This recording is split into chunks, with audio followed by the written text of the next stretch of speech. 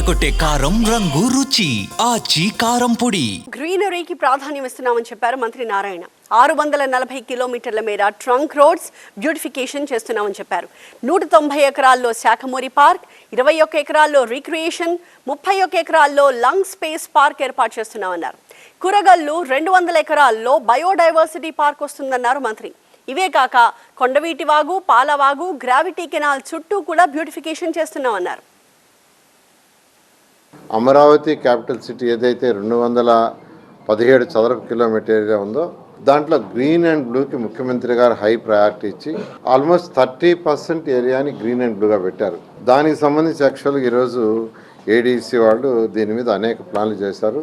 వాటిలో మెయిన్గా ఏంటంటే ట్రంక్ రోడ్స్ 640 కిలోమీటర్ లెంత్లో ట్రంక్ రోడ్స్, 1244 కిలోమీటర్ లెంత్లో ఎల్పిఎస్ రోడ్లలో బోత్ సైడ్స్ ప్లాన్ చేశారు. ప్రతి రోడ్లోనూ ఒక type of flower site, each road ఏదో ఒక రకమైన ఫ్లవర్స్ ఉండేటట్టుగా, ఆ సీజన్లో ఆ ఫ్లవరింగ్స్ వచ్చేటట్టుగా.